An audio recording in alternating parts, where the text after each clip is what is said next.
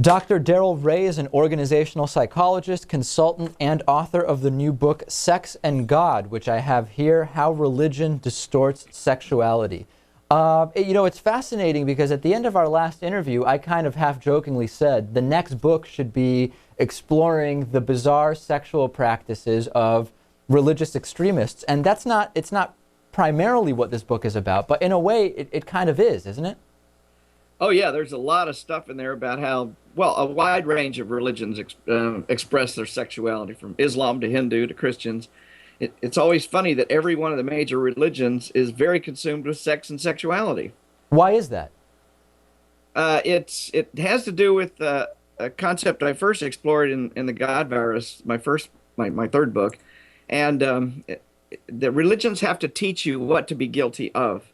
And one of the most critical things, one of the things that's we're going to do sex. So if a religion can teach you to be guilty around sex, then you have to come back to that particular religion to get forgiveness.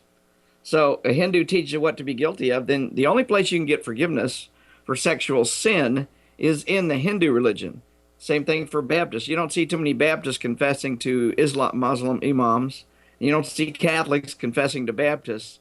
You always have to come back to the place you learned the guilt in the first place. It's almost like planting a seed to later then reap the rewards of those people coming back to you. Absolutely. I call it the guilt cycle. It forces people to come back to the place they learned the guilt. And every religion has its own particular guilt pattern, and even particular sexual guilt pattern.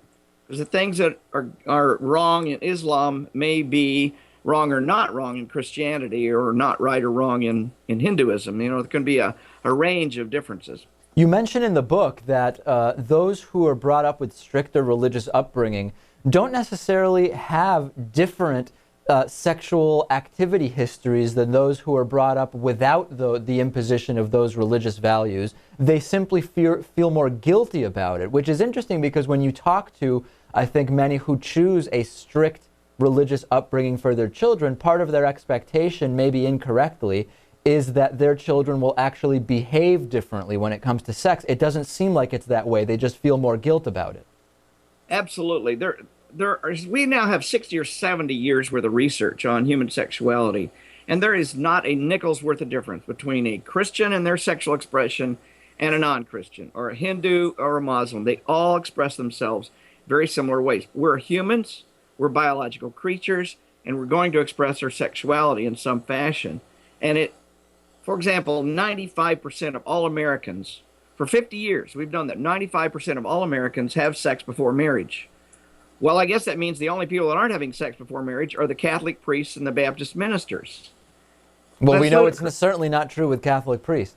Yeah, it's not. So what's going on?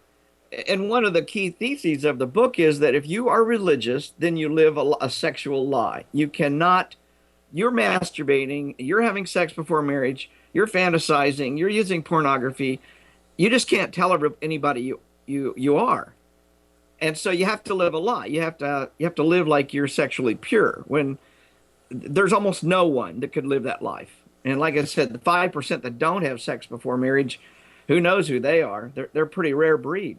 There's another interesting part of the book where you talk about how in kind of conventional wisdom focuses a lot on the Middle East and kind of the strict anti-woman laws that exist in many parts of the Middle East connected to sometimes the Muslim faith. But then you point out the reality is that Western religions also have a long history of dangerous anti-woman rules. If you really want to look into it, it's just talked about a lot less. I mean, tell us about some of those rules. Well, I just look at the current controversy in the Susan G. Komen incident, where there's now a Trojan horse vice president there who cut off funding for Planned Parenthood. Right. Well, that's a clear religious right approach to the war against women.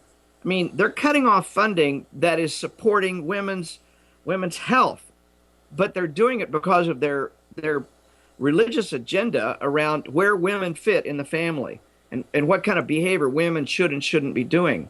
I mean, and the war is women should be under the control of men. And there's no doubt about that in the Christian theology. I mean, you see this whole, like the quiverful movement, where where women are expected to have as many children as possible and be under the thumb of the man and things like that. This is rampant throughout Christianity. Just because it doesn't appear to be there doesn't mean it's not there. The religious right, Newt Gingrich has 3 wives, but yet he'll tell you what kind of marriage you should have. Right. And Rick Santorum's wife lives with an abortion doctor and has an abortion, yet she'll tell you can't have birth control and you can't have an abortion.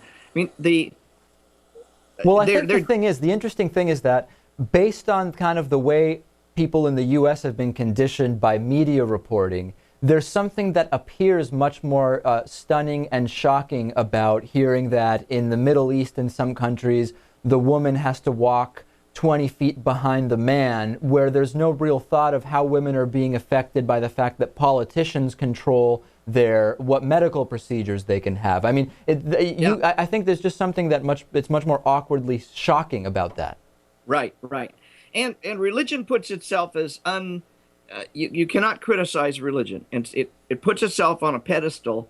So you don't look underneath the hood and ask, okay, why would religion want to control teenage girls in the way it's trying to control teenage girls? This whole abstinence only stuff, that's crazy. I mean, abstinence only does not work. We've got 10 years of research that shows it doesn't. Yet $250 million of your tax dollars have gone into abstinence only just in the last year. Science-based education is barely on the radar screen in the United States because religions want to control, especially young girls' sexuality. You know, one of the things I'm really trying to talk about in the book is what happens if you subtract religion from human sexuality. The religious would have you believe we'd all go rampant, sexual fiends and start raping people and having sex all over the place. And the evidence doesn't support that at all. But that's what religions would have us believe. So why are religions trying to control us? Because it brings us back to their particular religion. If you look at the most secular societies on earth, they have lower abortions, lower premarital sex, lower STDs, even lower divorce. What are some examples of those? Sweden, Denmark, Norway, Germany, all of those countries are much better off than us. Abortions are far lower in those countries. Couldn't it be argued, though, specifically with abortion and maybe some of these others, it could also be argued that when you look at higher per capita incomes and access to, that would be one side of it, that it's also could be a class thing, right? Yes, it could, and it's also related to education. Sure. But we see the same thing in the United States. The lowest abortions, lowest STDs, lowest teen pregnancies are in the most secular states in the United States. But Oklahoma, Texas, Arkansas, those have high teen pregnancies, high teen STDs, high abortion rates. I mean, if you look by zip code in the United States, the zip codes that are most religious also have the most abortions. And so it goes counter to what the religious are trying to tell us. No question about it. No question about it. And I wish we had more time. We've been speaking with Dr. Darrel Ray. The book is Sex and God, How Religion Distorts Sexuality. Really it's not like a textbook. It's not dry at all. It's really an interesting read. So congratulations on the book, and it's always a pleasure to speak with you. Thank you, David. Good to be on.